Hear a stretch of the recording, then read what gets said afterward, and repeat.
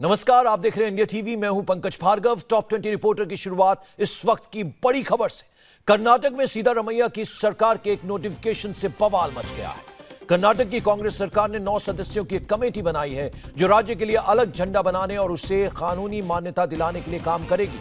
राज्य में कई कन्नड़ संगठन ये मांग कर रहे हैं कि राज्य का अपना झंडा होना चाहिए। अब कर्नाटक के सीएम सिद्धारमैया ने एक कमेटी बना दी है। यह कमेटी अलग झंडे के लिए काम करेगी। बीजेपी ने कर्नाटक सरकार के इस फैसले पर सवाल उठाते हुए कांग्रेस अध्यक्ष सोनिया गांधी और उपाध्यक्ष राहुल गांधी से जवाब मांगा है। कि कर्नाटक की जो कांग्रेस की सरकार है वह कर्नाटक के लिए एक अलग झंडा चाहती है। सिद्धारमैया जी ने एक कमेटी भी गठित किया है और वो कानूनी सलाह भी ले रहे हैं कि क्या एक अलग झंडा बनाया जा सकता है कर्नाटक प्रदेश के लिए। जो केंद्र की कांग्रेस की पार्टी है इंडियन नेशनल कांग्रेस, जिसकी अध्यक्षा सोनिया जी हैं और जिसके उपाध्यक्ष राहुल जी हैं, सोनिया जी, राहुल जी और इंडियन नेशनल कांग्रेस इस विषय में क्या राय रखती है, यह राय हम सोनिया जी और राहुल जी से जानना चाहते हैं। आपको बता दें, यह मुद्दा 2012 में भी उठा था। उस वक्त बीजेपी सरकार ने यह कहकर इसका विरोध किया था कि कदम देश की एकता और अखंडता के खिलाफ है। अगले साल कर्नाटक में चुनाव है, इसलिए यह मुद्दा अहम हो गया है। हाल ही में जब यह मामला हाईकोर्ट में आया तब सरकारी वकील ने कहा था कि इस झंडे से लोगों की संवेदना जुड़ी है। हालांकि इसे सरकारी मान्यता प्राप्त नहीं है, लेकिन आमतौर पर यह लाल और पीले रंग का झंडा कर्नाटक के लोगों का प्रतिनिधित्व करता है। इस पर कोर्ट ने अपने ऑब्जर्वेशन में कहा था कि सरकार इस पर अपना रुख स्पष्ट करे कि क्या वाकई में इस झंडे को कानूनी मान्यता दी जा सकती है। इसे ध्यान में रखते हुए सरकार ने यह कमेटी बनाई है जो इस बात के कानूनी पहलुओं पर गौर करने के बाद सरकार को अपनी रिपोर्ट सौंपेगी।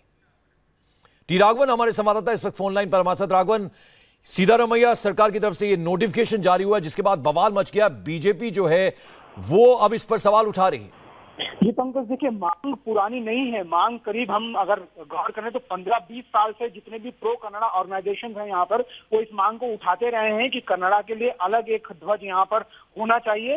ये संस्कृति का प्रतीक है और जो हम आपको बता रहे हैं लाल और पीले रंग का जो झंडा है वो एक यहाँ प्रतिनिधित्व करता है लोगों का। लेकिन इस मांग को पहले भी सरकार, चाहे वो पहले बीजेपी की सरकार हो, उन्होंने भी ठुकरा दिया था। लेकिन इस बार सिद्धारमैया सरकार ने इस पर एक 9 सदस्यीय समिति बनाकर इस बवाल को और आगे बढ़ा दिया है। हालांकि सरकार का ये कहना है कि संविधान में ऐसा कोई प्रावधान नहीं है जिसमें ये कहा गया हो कि राज्य सरकार अपना अलग झंडा नहीं रख सकती है। यही बात मुख्यमंत्री ने भी कही है। लेकिन कानूनी पहलू को ध्यान में रखते हुए इस समिति को ये सिफारिश करने के लिए कहा गया कि क्या इस झंडे की कोई कानूनी वैधता होगी। बिल्कुल, अब देखना होगा कि समिति किस तरह की सिफारिश करती है। और ये बवाल जो है, क्योंकि चुनावी साल है, इसलिए ये अब आगे भी बढ़ता जाएगा। बिल्कुल। चलिए, बहुत बहुत शुक्रिया इस अपडेट, इस जानकारी के लिए। तो बीजेपी ने सवाल उठाया है, कांग्रेस अध्यक्ष सोनिया गांधी और उपाध्यक्ष राहुल गांधी से इस पर जवाब भी मांगा है। राज्यसभा में आज मायावती गुस्से में आ गई। सहारनपुर हिंसा का मामला उठाया, धमकी दी कि अगर बोलने नहीं दिया गया तो सदन से इस्तीफा दे देंगी। बाहर आकर इस्तीफे का ऐलान कर दिया।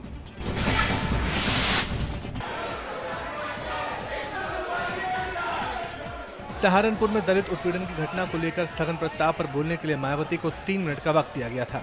उपसभापति ने 3 मिनट बाद मायावती को बैठने के लिए कहा, लेकिन मायावती सदन में बोलने के लिए और समय मांगने लगी और भड़क गई। मायावती ने राज्यसभा से इस्तीफे की धमकी दी।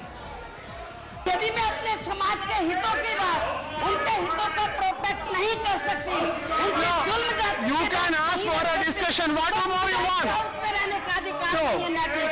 मैं हमसे इस्तीफा दे रही हूँ। Okay. ना तो जो है वो दलित समाज की बात कर रही थी, शुद्ध रूप से राजनीतिक बात कर रही थी। और जिस तरह से उत्तर प्रदेश की जनता ने इनको राजनीतिक रूप से परास्त किया है, उसकी जीत और उसकी हताशा और निराशा थी। बीजेपी को जनादेश मिला है massacre of minorities and massacre of Dalit के लिए। I am sorry, we as opposition are going to walk out. इसके लिए अगर जनादेश आपको मिला है तो चले आए अब सरकार। हम इस सरकार के साथ हैं। इस हंगामे के बाद सदन की कार्यवाही तो स्थगित हो गई, लेकिन मायावती ने इस्तीफे का ऐलान कर दिया। दलितों के, आदिवासियों के हितों की बात नहीं रख सकती तो मुझे इस हाउस में अब रहने का कोई अधिकार नहीं है। इसलिए मैंने राज्यसभा से इस्तीफा देने का फैसला लिया है।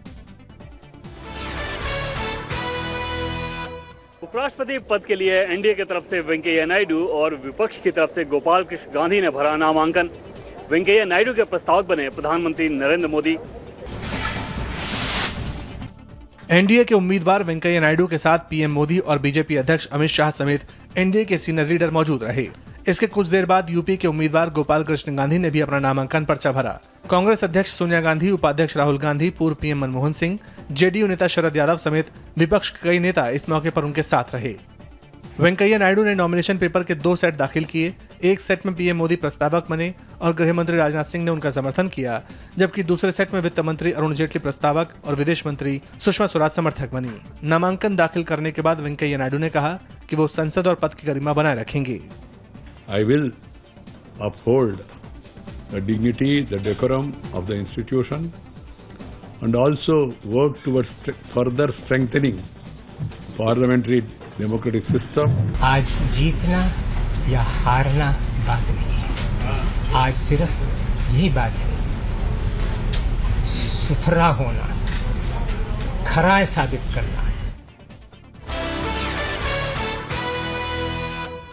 नामांकन दाखिल करने के बाद आज मीडिया से बात करते हुए वेंकैया नायडू भावुक हो गए। कहा, चाहता था कि 2019 में पीएम मोदी को एक बार फिर जिताकर तब राजनीति से दूर चले जाऊं। I treated my party as my mother and they have really brought me up to this level. So it was really a little painful to leave the party. I had already made up my mind. I told my colleagues also that I want to see that Narendra Modi comes back once again in 2019 and then I'll call it off and join the social service. That has been this thing. So but destiny decided otherwise.